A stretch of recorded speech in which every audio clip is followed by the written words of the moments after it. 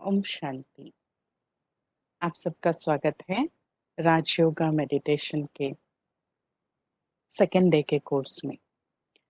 हमने कल सीखा हमारा अपने आप से एक नया परिचय कि मैं और मेरा कहने वाली मैं कौन हूँ। मेरी सारी चीजें मुझसे अलग हैं और इन सभी चीजों को मेरा कहने वाली मैं आत्मा, मैं एक शक्ति हूँ। वो शक्ति जो कई सालों से इस शरीर को चला रही है। मैं आत्मा अजर अमर अविनाशी हूँ। मेरे अंदर कई क्वालिटीज हैं। मेरे अंदर सोचने, समझने, निर्णय करने, याद रखने की क्षमता है। मेरे मन में अलग अलग प्रकार के संकल्प उत्पन्न होते हैं। मेरी बुद्धि सही और गलत का निर्णय करती है और जब गलत निर्णय करती है तो वो बुद्धि ही होती है जो गलत निर्णय करती है। जब हम वो निर्णय कर्म में लाते हैं तो धीरे धीरे वो कर्म हमारे संस्कार बन जाते हैं। संस्कार दो प्रकार के हैं, एक तो आत्मा के निज संस्कार और दूसरा आत्मा के सीखे हुए संस्कार। सीखे हुए संस्कारों में से हम अपने निज संस्कारों को सीखे हुए संस्कारों द्वारा कवर कर लिया है और ये कवर करने के कारण ही हम आत्मा के ओरिजिनल गुणों को भूल गए हैं, जो शांति, पवित्रता, ज्ञान, गुण, सुख, आनंद, प्रेम, शक्ति, ये गुण हम भूल चुके हैं। तो कल हमने जाना कि इन गुणों को वापस अपने जीवन में लाने के लिए मुझे स्वयं को बार बार बार बार आत्मा समझना होगा। जितनी बार हम स्वयं को आत्मा समझते हैं उतनी बार हम अपने आप में अपने आंतरिक गुणों का विकास करते हैं। और मैं विश्वास करती हूँ कि आप लोगों को कल जो होमवर्क दिया था कि आप मेडिटेशन को रिवाइज करना, तो मैं विश्वास करती हूँ आप लोगों ने ज़रूर किया होगा 2-3 बार। आज हम और एक नए चैप्टर के बारे में जानेंगे और ये चैप्टर है वो कौन है जो मैं सदा मेरा सहयोगी बन सकता है। वो कौन है जो अपने बारे में बिल्कुल चिंता न करके अपना सर्वस्व मेरे ऊपर न्यौछावर कर सकता है। वो कौन है जो अपनी सर्व शक्तियों के द्वारा मुझे हर परिस्थिति में विजयी बनाने की क्षमता रखता है। वो कौन है जिसका प्रेम किसी भी स्थिति, परिस्थिति, किसी कंडीशन का मोहताज नहीं होता है। वो कौन है जो मुझे मेरे स्वरूप में स्वीकार करने को तैयार है। वो कौन है जो मुझे बदल कर प्रेम नहीं करता, मुझे प्रेम करके बदल देता है।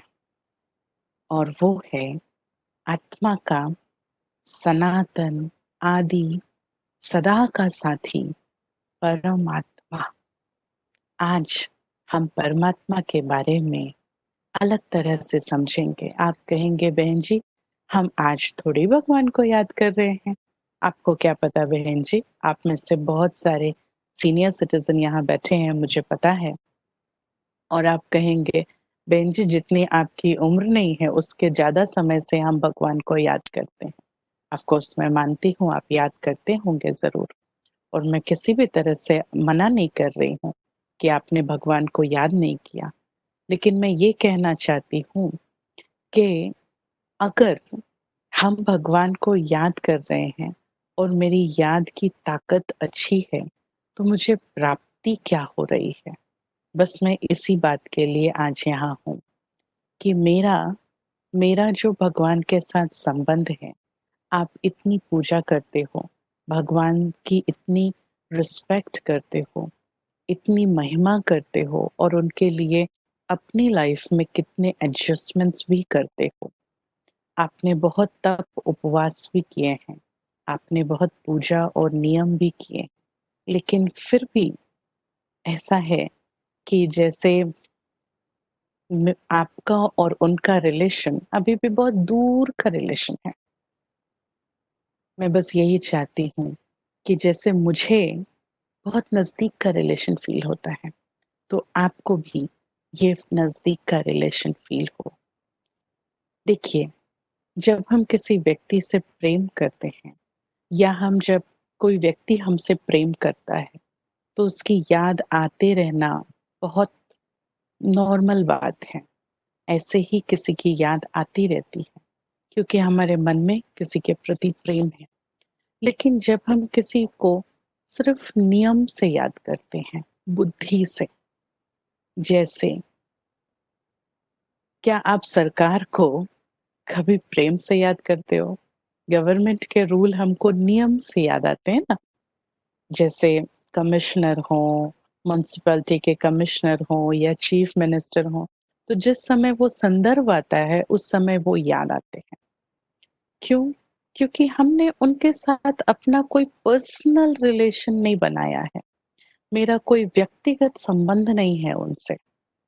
इसीलिए मुझे उनकी याद बार-बार नहीं आती है। हाँ, जब काम होता है, तो ज़रूर याद आती है। हम कहते भी हैं, हमारे म्युनिसिपल कमिश्नर बहुत अच्छे हैं, उनसे जाकर मिलो, उनसे काम हो जाएगा।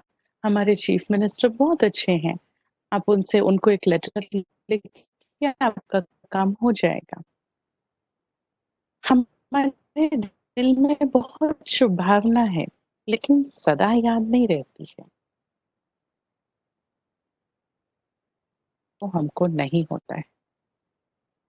इस बात को समझने के लिए आज हमको ये जानना पड़ेगा कि भगवान को हम जानते किस रूप में हैं। हम भगवान को मूर्तियों के रूप में या अलग-अलग रूप में जानने की कोशिश करते हैं। आज हम इस सेशन में परमात्मा के परिचय के लिए एक आइडेंटिटी कार्ड बनाएँगे। क्या होता है कि मान लीजिए कि परमात्मा के पोस्ट के लिए एक इलेक्शन हो कि भई किसको परमात्मा कहा जाए, तो आपको पता है इसमें बहुत सारे कैंडिडेट हैं, बहुत सारे हैं जिनको हम समय प्रति समय भगवान कहते आए हैं और इन सब चीज़ों को आपको डिफरेंशिएट करना पड़ेगा, तभी पता पड़ेगा कि वास्तव में परमात्मा कौन है। देखिए, मेरा नाम रुचिबेन है, मैं हैदराबाद में रहती हूँ। अगर आपको मुझसे मिलना है, तो आपको एक्यूरेट मुझी से आकर मिलना पड़ेगा। रुचि नाम के बहुत सारी बहनें हैं ब्रह्मा कुमारीज़ में, अलग-अलग स्थानों पे रहती हैं। तो आप उनसे जाकर मिलेंगे तो मुझसे नहीं मिल पाएँगे ना। अगर ख़्वाहिश दिल में हो कि मुझसे मिलना है, तो आपको मुझसे ही कॉन्टैक्ट करना पड़ेगा। ऐसे ही अगर मुझे परमात्मा से मिलना है या उनके प्रेम का सुख लेना है, तो मुझे या तो उनकी ही भक्ति करनी पड़ेगी। तो मुझे पहले पता तो पड़े कि वो है कौन? क्योंकि हमारे पास तो बहुत लंबी लिस्ट है और हम पूरी लिस्ट की भक्ति करते हैं और हम सभी को प्यार से याद करते हैं, बहुत अच्छी बात है। प्रेम करना और रिस्पेक्ट देना बहुत अच्छी बात है। लेकिन फाइनली मुझे मिलना किससे है और मुझे प्राप्तियाँ किससे होने वाली हैं, ये समझना भी हमारी लाइफ में ज़रूरी है। अब आप समझिए किन-किन को हम परमात्मा मानते हैं। नंबर 1 हम क्या कहते हैं कि अ, देवी-देवताएँ परमात्मा हैं, कहते हैं हम सभी। दूसरा हम कहते हैं जो धर्म गुरु हैं, वो परमात्मा हैं। तीसरा हम कहते हैं मेरे मात-पिता परमात्मा हैं। चौथा कहते हैं प्रकृति परमात्मा है। पाँचवाँ कहते हैं आत्मा ही परमात्मा है, हम सब परमात्मा के रूप हैं। और छठा कहते हैं कि परमात्मा कुछ नहीं है, कहीं नहीं है। मैं समझती हूँ, आपने इस प्रोग्राम में ट्यून किया है, तो आप इस छठे लेवल पे तो नहीं होंगे। आपके दिल में कहीं न कहीं परमात्मा के लिए कुछ न कुछ प्रेम तो है। तो ये 5 कैंडिडेट हैं, जो इलेक्शन में खड़े हैं कि परमात्मा कौन है?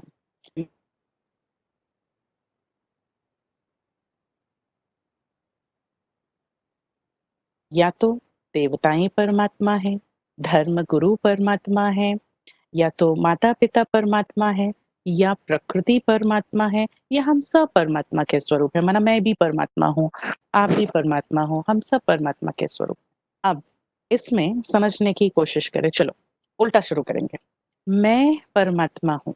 जब मैंने कहा कि मैं परमात्मा हूँ या हम सब परमात्मा के रूप हैं, अपने दिल पर हाथ रख के बताइए, स्वीकार होती है ये बात?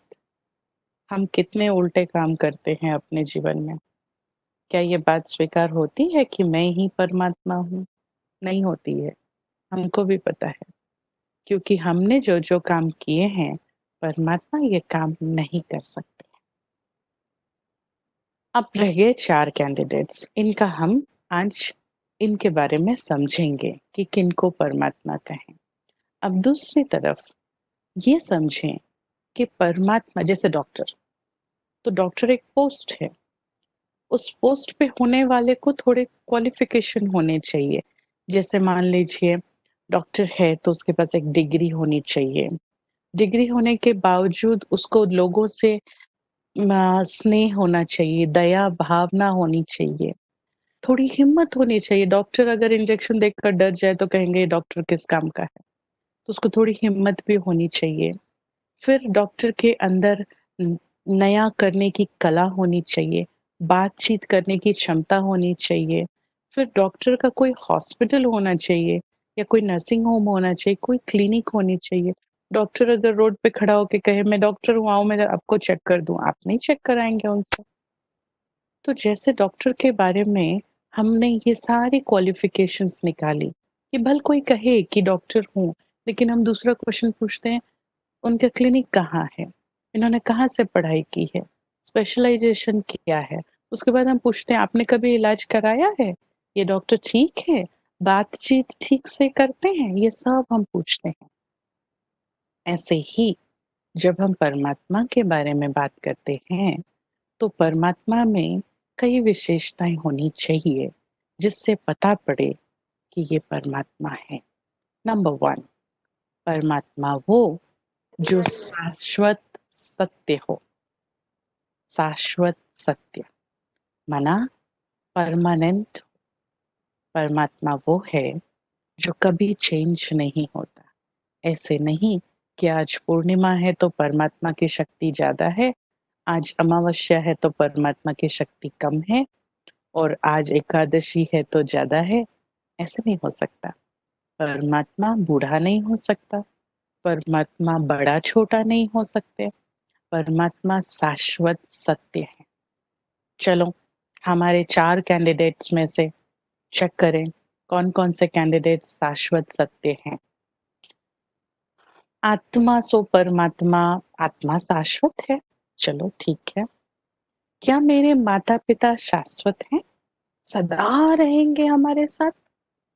नहीं, तो माता का शाश्वत सत्य नहीं है, तो इस क्वालिटी में वो परमात्मा नहीं हो सकते।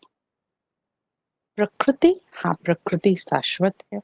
देवताएँ, चलो मान लेते हैं, हमको इनके बारे में ज़्यादा नहीं पता है, मान लेते हैं ये शाश्वत हैं।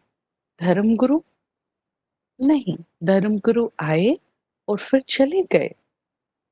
उनका समय काल खत्म हो गया, उनकी जीवन कहानी किताब के रूप में हमारे सामने आ गई, बाकी वो अभी हैं नहीं, तो धर्मगुरु भी शाश्वत सत्य नहीं है।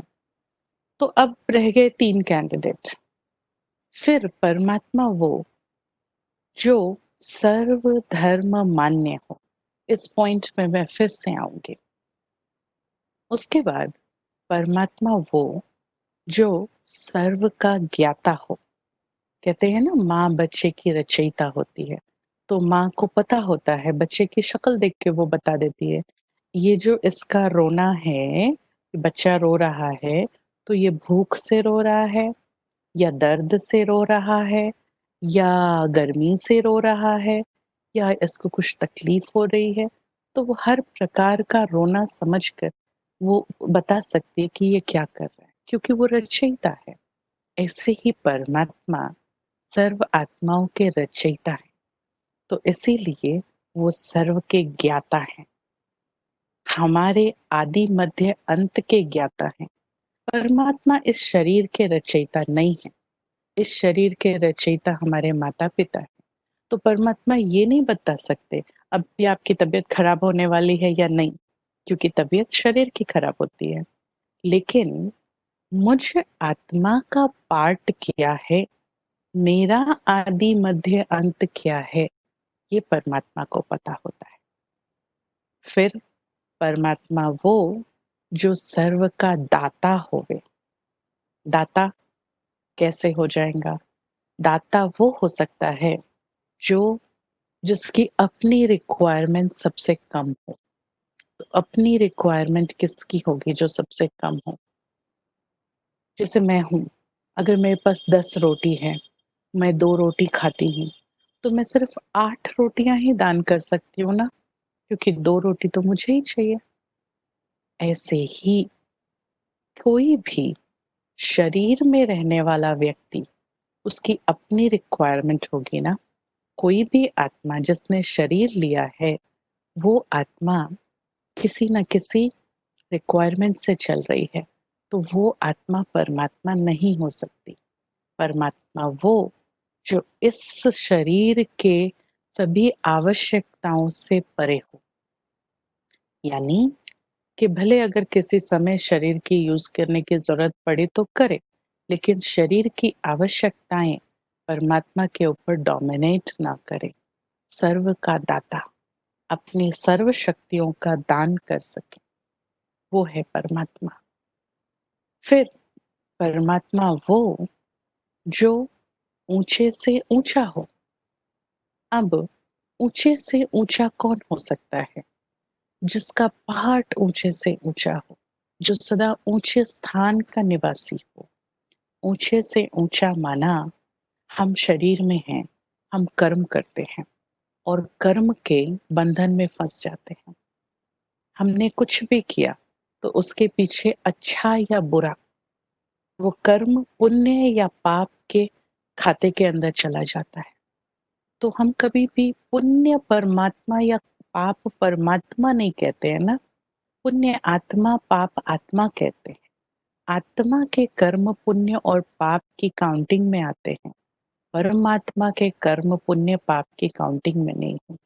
तो वो इतना ऊंचा हो जो कर्म की गति के बियॉन्ड हो, अतीत हो, कर्मातीत हो।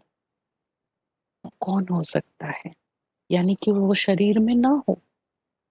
परम आत्मा, जब हम परम आत्मा शब्द कहते हैं तो इसी में समझ में आता है कि भगवान कौन है। परम है जो आत्मा, परमात्मा। वो आत्मा निराकार ज्योति बिंदु स्वरूप आत्मा, लेकिन गुणों और शक्तियों में वो परे है।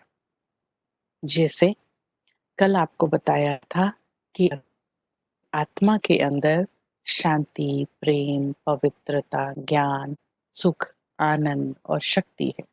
ऐसे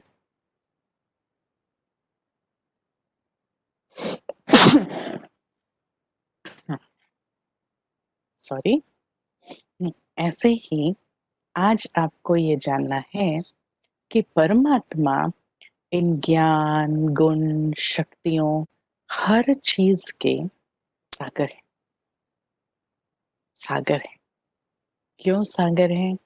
क्योंकि देखो, आपको कल बताया था कि हमारे अंदर ये 7 क्वालिटीज़ हैं, लेकिन हमारे सीखे हुए संस्कार, हमारे ओरिजिनल संस्कार के ऊपर लेयर्स बना देते हैं और इसलिए हम अपने ओरिजिनल संस्कार भूल जाते हैं।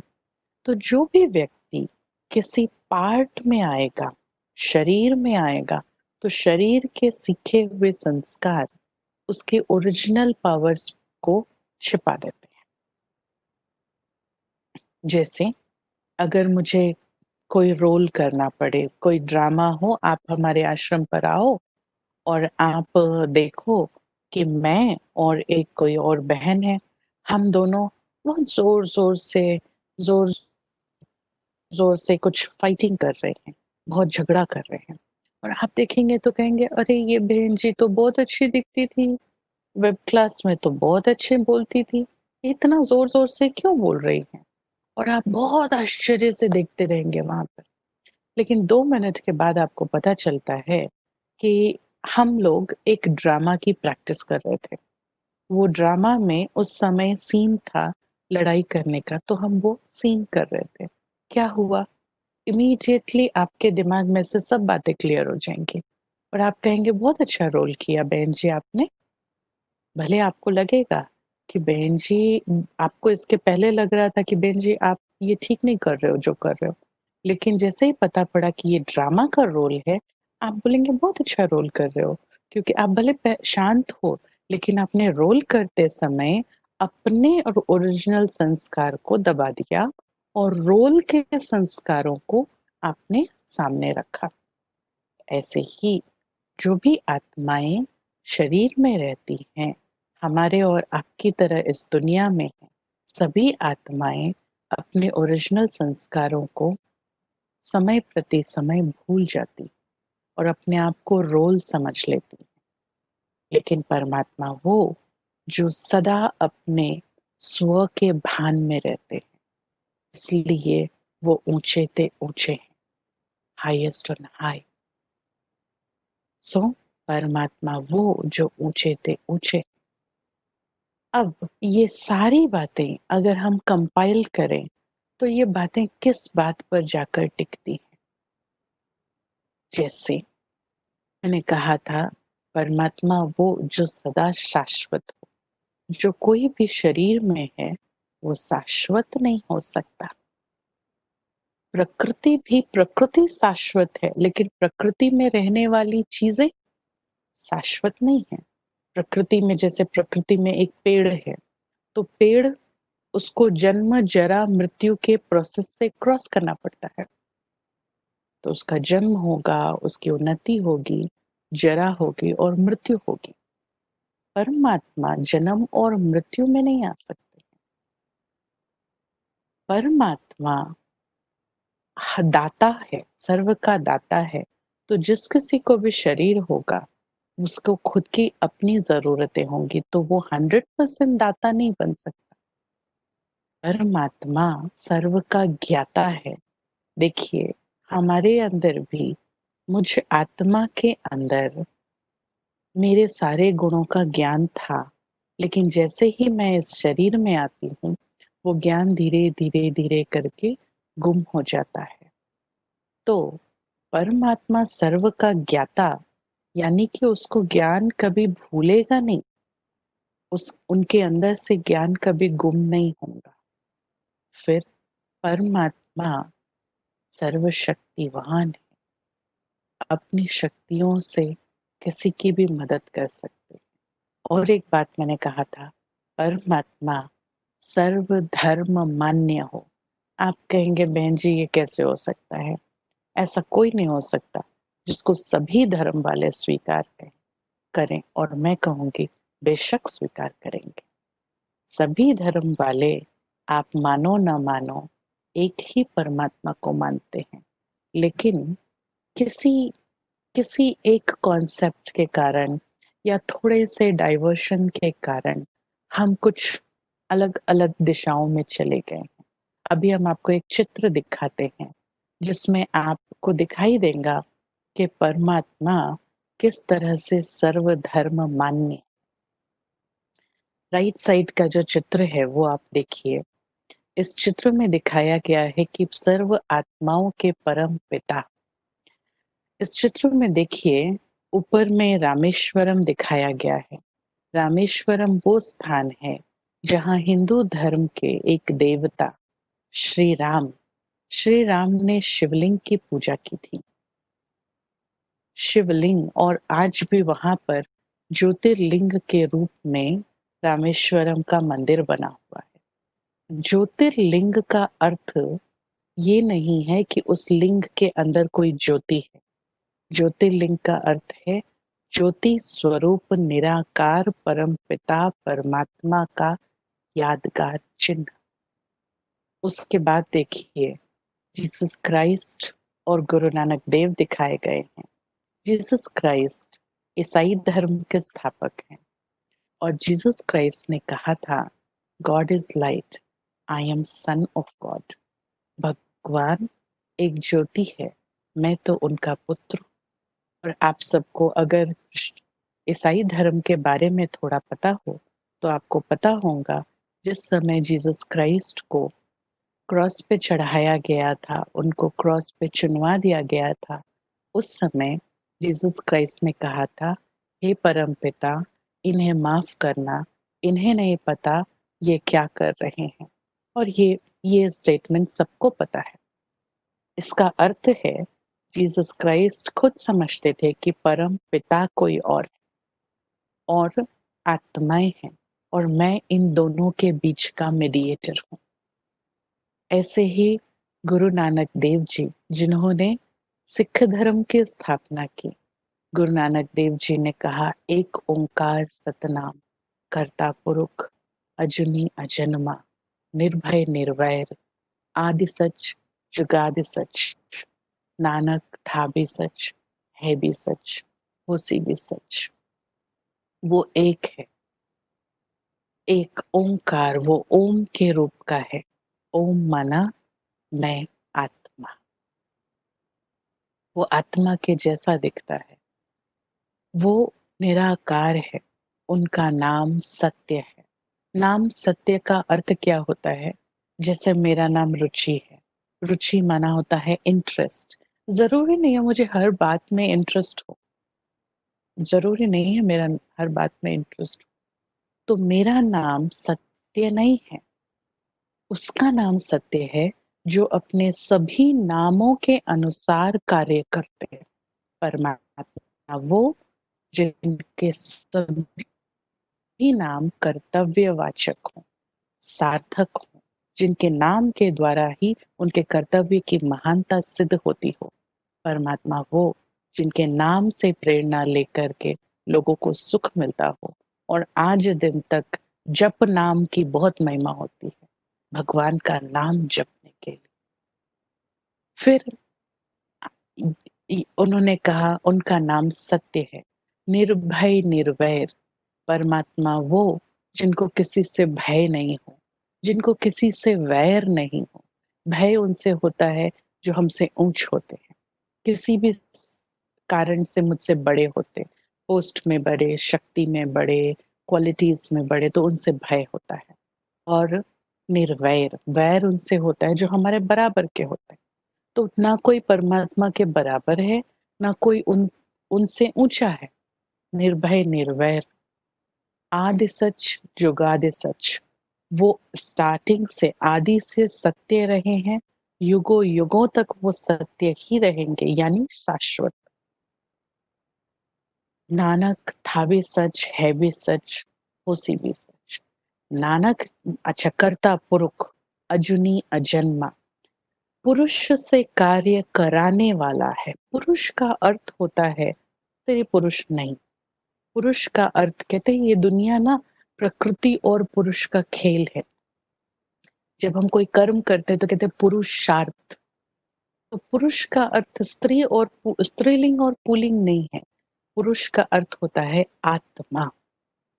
आत्मा जब कोई कार्य करती है तो कहते हैं पुरुषार्थ, पुरुष कार्य कर रहा है। पुरुष के अर्थ प्रकृति और पुरुष के से ये संसार बनता है, प्रकृति और पुरुष, आत्मा और शरीर से ये संसार बनता है। ये शरीर प्रकृति है, आत्मा इसमें पुरुष है। तो कर्ता पुरुष, पुरुष को माना आत्मा को, परमात्मा वो जो आत्मा को उसके कर्म का भान दिलाने वाला होता है। अजूनी अजन्मा, अजूनी यानी परमात्मा वो जो किसी योनि में नहीं आवे, क्योंकि अलग अलग योनियों के अनुसार आत्माओं के आदर सम्मान में कम कटौती या बढ़ोतरी होती है। परमात्मा के सम्मान में कभी कमी या जास्ती नहीं हो सकती, इसलिए वो किसी योनि में नहीं आते हैं। अजन्मा, जन्म और मरण से परे, क्योंकि जन्म एक कष्टदायी प्रोसेस है।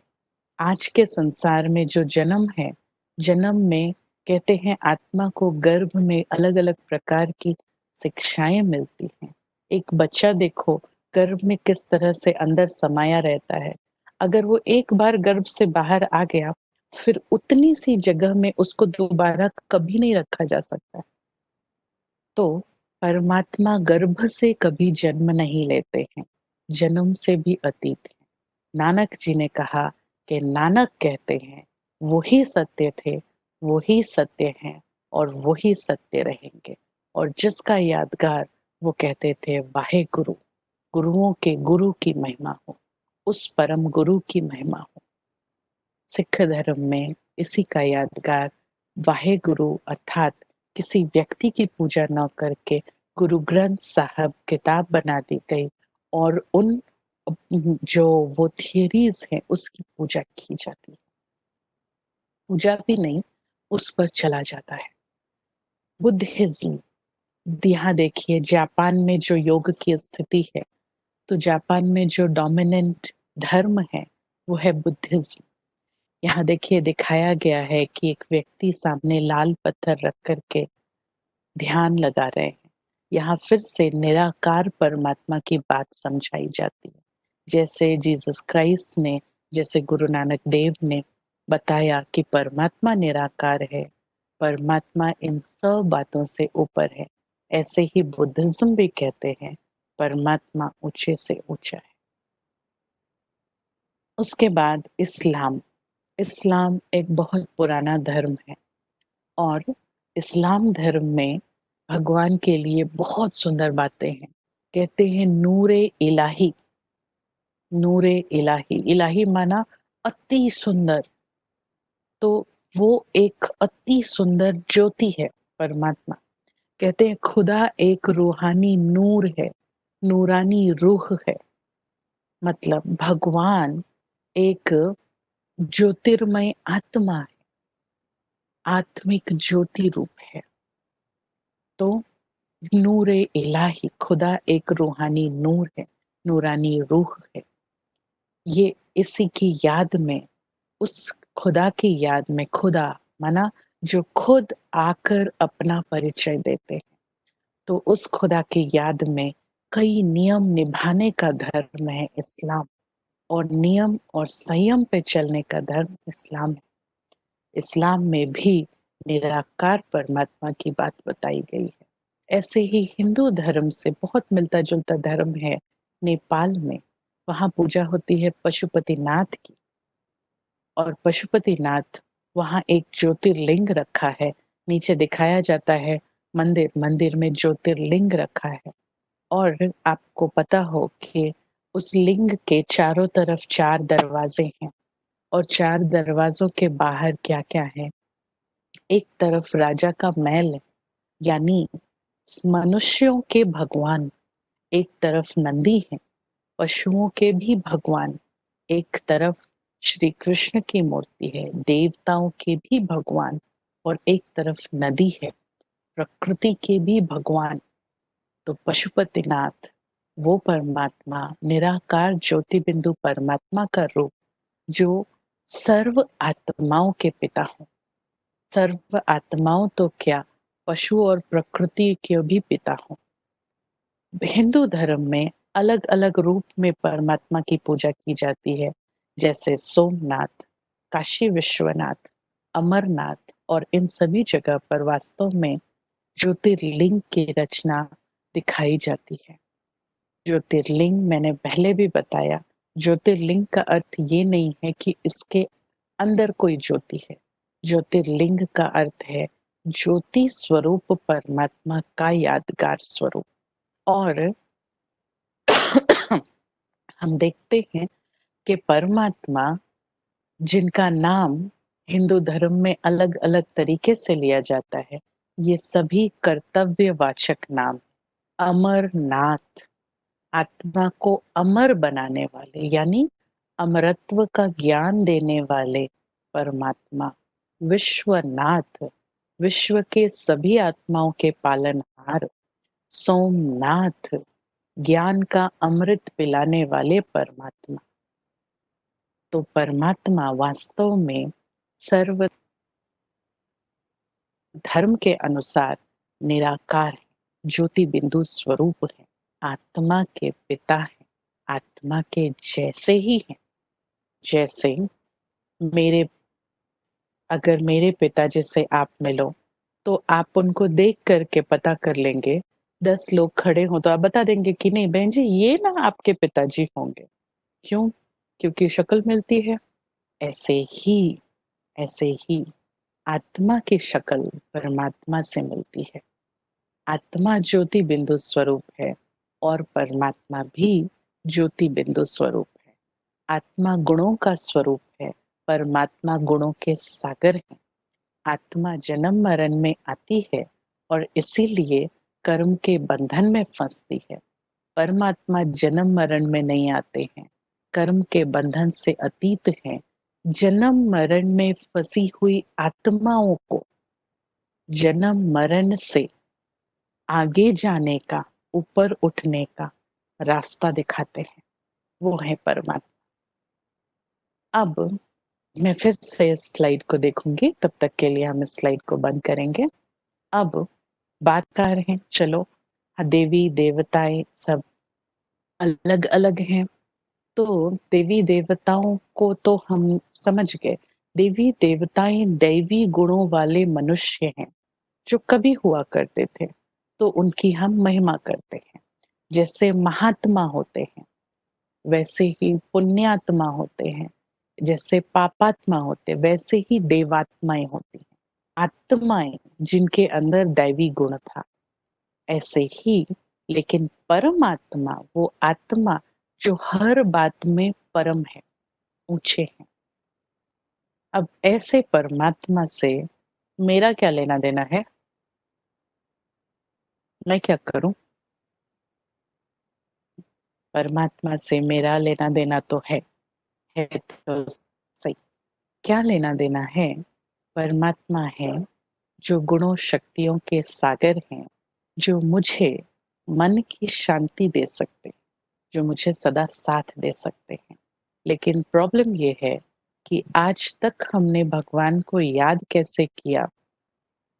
मान लीजिए आप में से अगर कोई डॉक्टर हो, कोई ऑफिसर हो, मान लीजिए आपका बेटा, आप डॉक्टर हैं और आपका बेटा आ, आपसे मिलने आए क्लिनिक पे, वो आपको क्या कहेगा? हेलो डॉक्टर कहेगा? डॉक्टर साहब कैसे हो कहेगा? या डैडी कैसे हो कहेगा? ऑब्वियसली डैडी कैसे हो कहेगा।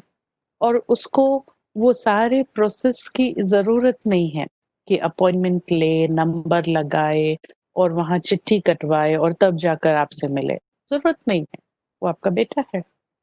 भले वो आज पेशेंट बनकर भी आया हो, समझो उसकी तबीयत भी खराब हो, तो भी उसको नंबर लगाने की जरूरत नहीं है, क्योंकि वो आपका बेटा है। वो डायरेक्ट आपके पास आ सकता है, मिल सकता है, आपसे आराम से अपनी बातचीत कर सकता है। आज दिन तक हमने भगवान को जिन भी तरीकों से याद किया, सच्ची बोलो, बहुत नियम और बहुत नियम निभाए, बहुत कष्ट किया, लेकिन बुद्धि इतनी लगाई जो बात मत पूछो। कब कौन सा फूल चढ़ाना है, कौन सा फल चढ़ाना है, कौन सा दिन किस तरह से पूजा करनी है, कौन सी कथा करनी है, कौन सा भजन गाना है, कौन से रंग के फूल चढ़ाने हैं, कौन से रंग का कपड़ा पहनना है, कौन से मंत्र उच्चारण करना है। बहुत बुद्धि लगाई हमने। सच बताइए, दिल कहाँ लगाया? दिल लगाया? हम तो सिर्फ बुद्धि लगाते लगाते ही रह गए। मान लीजिए हम 2 दिन से एक दूसरे से मिल रहे हैं और आप किसी कारण से हैदराबाद आओ और आप हैदराबाद में कुछ कर रहे हो और कहीं किसी मार्केट में हो और मैं भी आपको वहां पर दिख जाऊं, तो आप एकदम से पहचान जाएंगे। और कहेंगे बहन जी पता है हम लोग वहाँ मिले थे, मैं वो क्लास कर रहा था, जबकि हम मिले नहीं सामने-सामने, फिर भी आपको एक नज़दीकी की फीलिंग आएगी। 2 दिन में, 4 दिन में, 10 दिन में एक इंसान से हम अगर 10 दिन किसी इंसान से मिलते हैं, तो उस इंसान से हमको बहुत नज़दीकी की फीलिंग आने लगती है। और कुछ साल, कुछ दशक,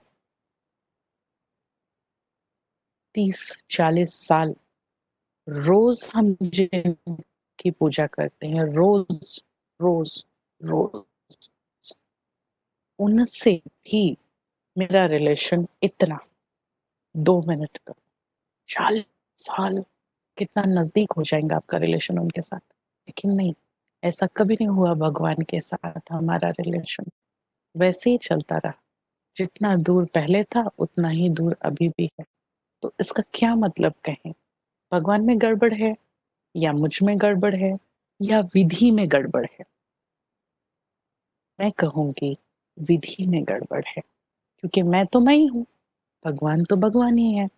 मिलने के तरीके में गड़बड़ है। जैसे जितना प्रेम हम एक इंसान से कर पाते हैं, जितना हम खुल करके इंसान के बारे में सोचते समझते हैं, कभी हमने भगवान के बारे में सोचने या समझने का समय लगाया?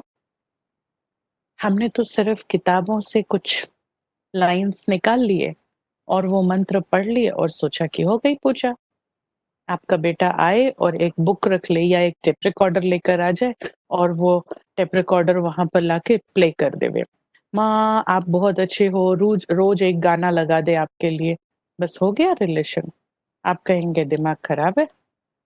या आपका बेटा आए और आपके सामने हाथ जोड़कर कहे कि पिताजी आप तो इतने महान हो, आप इतना कमाते हो, आप कितने ग्रेट हो, आपने ये किया, आपने वो किया, मैं तो बेकार हूँ, मैं नकारा हूँ, मैं कुछ नहीं कर सकता हूँ।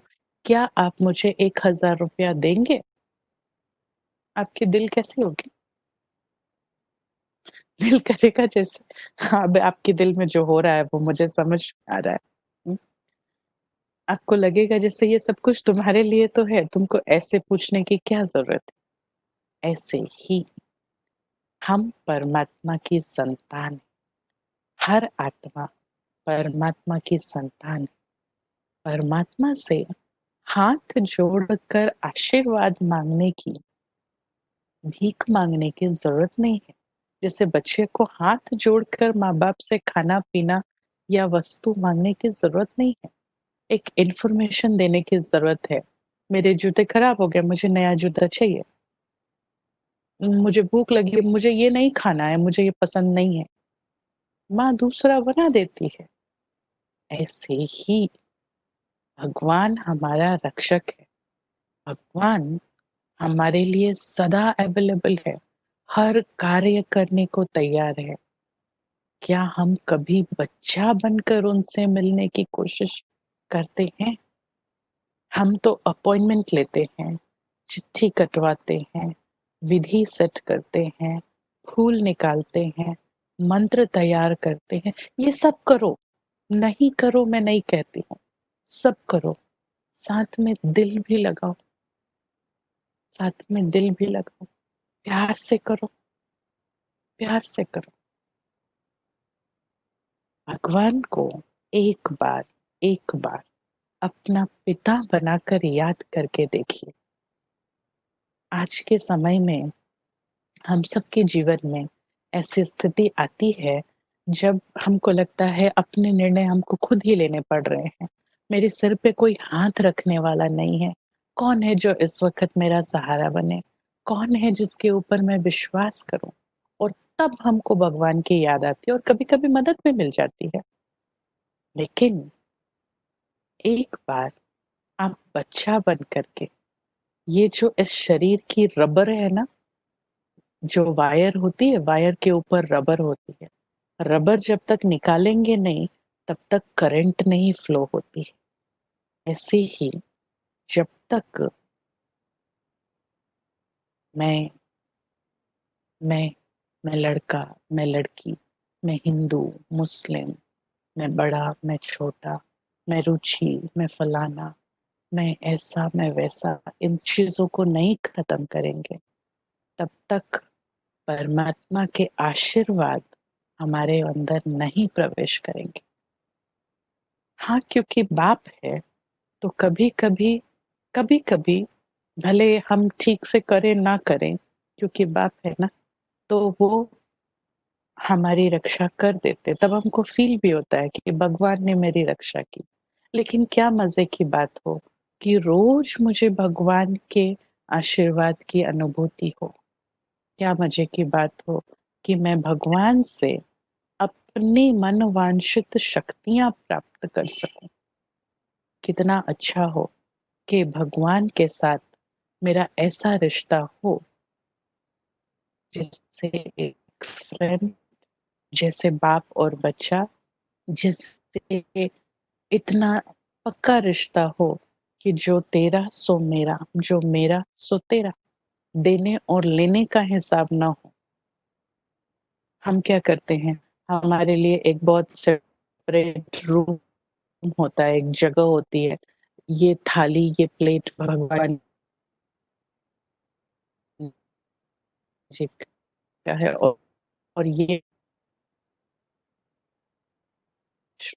और तुम पूरे के पूरे मेरे हो, खत्म। तो हमारे जीवन में एक बहुत बड़ा रिवॉल्यूशन आता है, एक क्रांति आती है और ये क्रांति जीवन की दिशा बदलने के लिए काफ़ी होती है। जीवन की दिशा बदलने का अर्थ ये नहीं है कि आपको मेरे जैसे ऐसे ड्रेस पहन कर के आश्रम पे आके बैठ जाना है। हमारे सारे भाई-बहनें अपने घर में रहते हैं। लेकिन ये क्रांति आती है मन के अंदर। मन के अंदर जब मुझे ये पता पड़ता है कि परमात्मा मेरे पिता हैं, मैं आत्मा हूँ, मैं इस रोल से न्यारी हूँ। मैं आत्मा एकमात्र शक्ति इस धरती पर हूँ, जो परमात्मा की शक्तियों को अपने अंदर खींच सकती है, आह्वान कर सकती है, धारण कर सकती है। इस दुनिया की कोई मशीन, कोई कंप्यूटर, कोई रडार परमात्मा की शक्ति को खींच नहीं सकता, सिर्फ मैं आत्मा। अगर मैं एकाग्रचित्त होकर बैठ जाऊं, तो परमात्मा की सर्व शक्तियां, परम शांति, उनका साथ, उनका आशीर्वाद मुझे अनुभव हो सकता है। ये कोई बहुत मुश्किल कार्य नहीं है। मैं आपको अभी भी करवा सकती हूँ, अगर आप चाहो तो 5 मिनट, थोड़ा समय लगेगा, शायद 10 मिनट। हम बैठें और हम इस तरह से मेडिटेशन करें कि भगवान का आशीर्वाद मुझे मिल रहा है। ये जो डिस्टेंस है ना, 40 साल से जो दूरी बनी हुई है, इस दूरी को खत्म कर। हमने अभी तक भक्त और भगवान की तरह याद किया, तुम हो, तुम बहुत महान हो और मैं हूँ। मेरे में और तुम्हारे में मैं बहुत नीच हूँ। किसी भी बाप को पसंद नहीं है कि उसके बच्चे को नीच कहा जाए, चाहे वो बच्चा खुद भी बोले। ऐसे ही अपने स्वमान में बैठकर और तब हम परमात्मा को जब याद करते हैं, तो फिर देखिए हमारे अंदर एक बहुत सुंदर अनुभूति पैदा होती है। अभी हम सब आपको एक सुंदर सा ज्योति बिंदु का चित्र दिखाएँगे और इस जो देखते रहिए, मैं आपको मदद करूँगी। मैं आपको थोड़े-थोड़े थॉट्स सुनाती जाऊँगी और ये थोड़े-थोड़ा चिंतन आप सुनते-सुनते अपने मन को एकाग्र करने की कोशिश कीजिएगा। सीधे होकर बैठ जाइए, आँखें खुली रखिए और इस ज्योति बिंदु पर अपने मन को एकाग्र कीजिए। हम 5-7 मिनट राजयोग का अभ्यास करेंगे।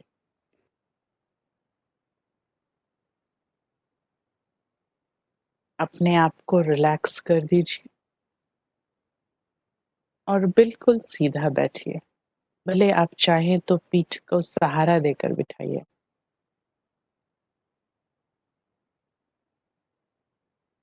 अपने पैरों को रिलैक्स कर दीजिए।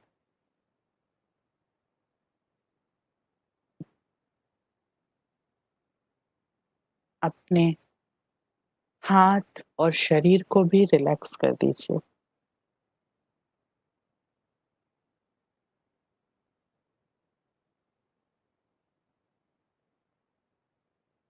अपने फेस को भी रिलैक्स कर दीजिए।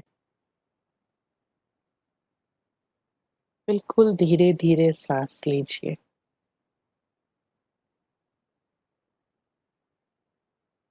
अब अपने आप को इस भृकुटी के बीच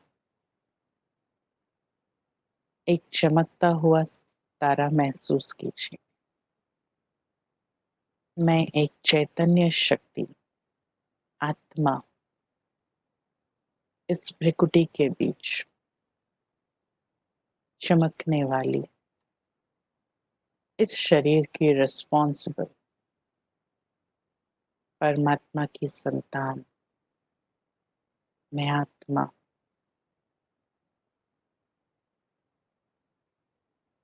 मैं एक चमकता हुआ सितारा, सातों गुणों से भरपूर हूँ। मैं इस शरीर से न्यारा हूँ।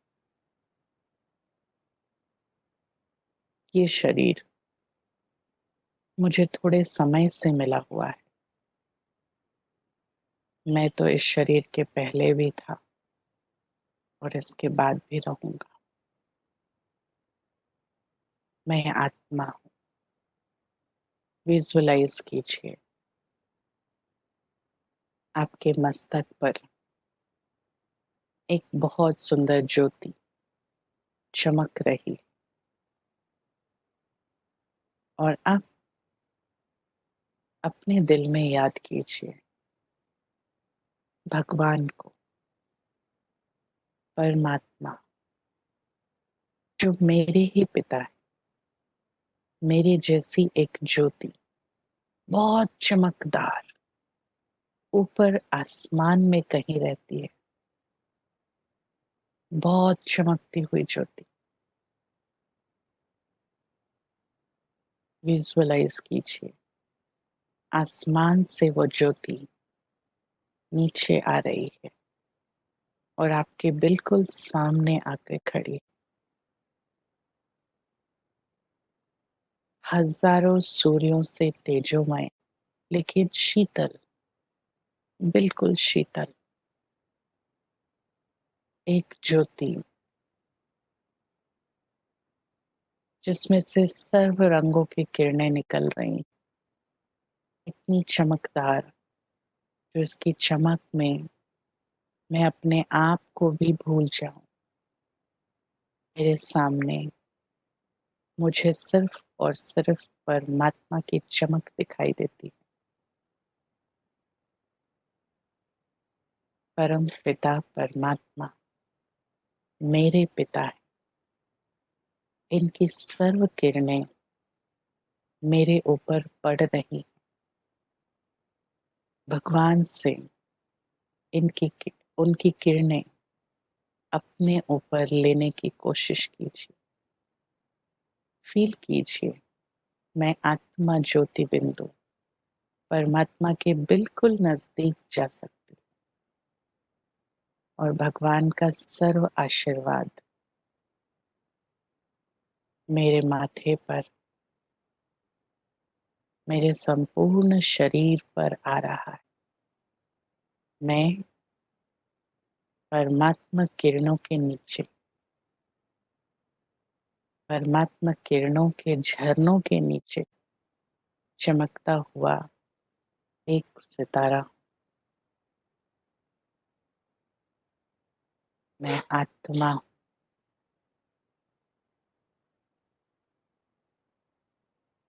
विजुअलाइज कीजिए भगवान का सर्व आशीर्वाद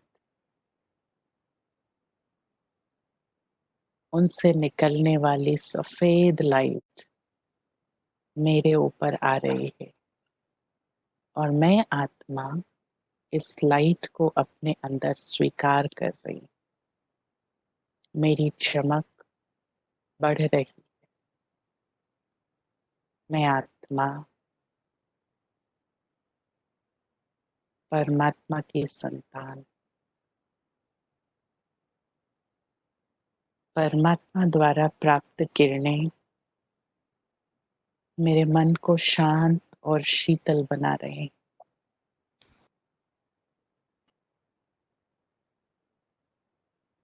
मेरे अंदर परमात्मा शक्तियों का विकास हो रहा है। मैं आत्मा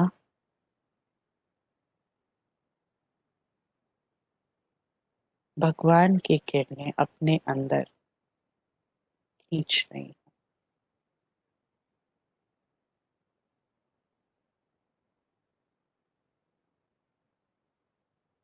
विजुअलाइज कीजिए आपके सामने परमपिता परमात्मा अपनी सर्व किरणें बिखेर रहे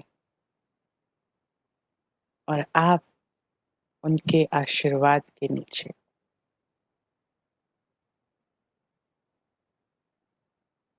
परमात्मा प्रेम अनकंडीशनल है, सदैव है, शाश्वत है।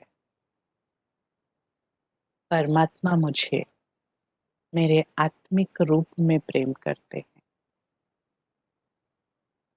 परमात्मा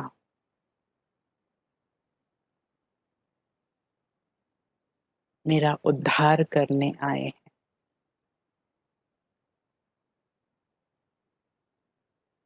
अब धीरे धीरे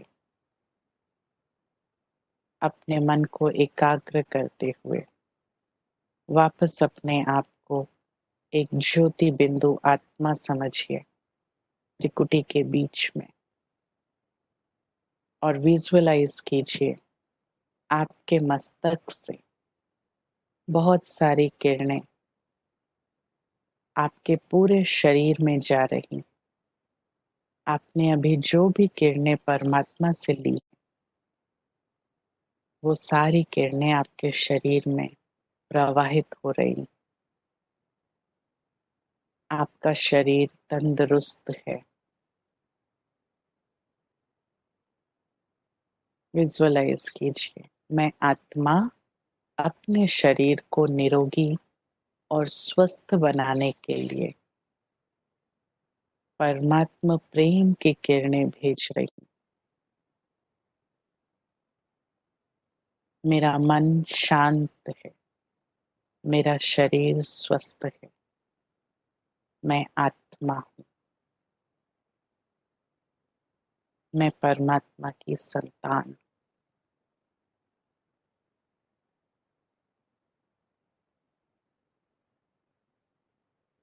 अब धीरे धीरे अपनी आंखें खोलिए।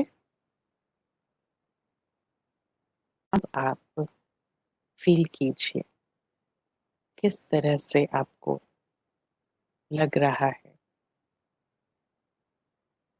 मैं समझती हूँ आपको थोड़ी शांति तो जरूर लग रही होगी। बीच में किसी की आवाज थी इसलिए थोड़ी डिस्टरबेंस आई, अदरवाइज आपको शांति तो लगती होगी। कोशिश करके आज दिन भर में यही याद रखिए कि मैं आत्मा परमात्मा की संतान। मुझे मांगने की जरूरत नहीं है। मेरी जरूरतें खुद पूरी होने वाली हैं समय पर। लेकिन मुझे ये हमेशा याद रखना होगा कि वो पिता हैं, मैं पुत्र हूँ, और मैं ये नहीं हूँ, ये तो मैं टेम्पररी हूँ थोड़े समय से। मैं आत्मा शाश्वत हूँ, शाश्वत पिता की संतान। बाकी आप जिनकी पूजा करते हो, जिस श्रद्धा से जो व्रत उपवास करते हो, वो करते रहिए, वो करते रहिए। लेकिन जब समय मिले तो वो भले पूजा करते समय भी इस भाव से पूजा कीजिए कि मैं परमात्मा की संतान और उनका मेरे पर हक है, मेरा उन पर हक है, और परमात्मा का आशीर्वाद मेरे ऊपर है ही है। आज का सेशन हम यहाँ ही समाप्त करते हैं। कल हम जानेंगे कि जब हम योग करते हैं तो मन को कहाँ ले जाना होता है, और दूसरा कल हम जानेंगे कर्म के विधान के बारे में। कर्म किस तरह से आत्मा पर असर करते हैं। कर्म किस तरह से पुण्य या पाप बन जाता है, पुण्य कर्म और पाप कर्म किस तरह हमारे भाग्य या दुर्भाग्य से जुड़ा होता है, और कर्म को सुधारने के लिए मुझे क्या करना होता है। तो ये कर्मों की गहन गति हम कल समझेंगे। अभी हम आज का सेशन यहाँ ही समाप्त करते हैं। अगर किसी को क्वेश्चन हो तो 1 मिनट के बाद फिर से हम ऑन करेंगे। उस समय आप क्वेश्चन पूछ सकते हैं। आप चाहें तो चैट बॉक्स में क्वेश्चन लिख सकते हैं, और अगर आप ये सेशन अभी पूरा हो जाता है, आप चाहें तो आप अभी लॉग आउट हो सकते हैं।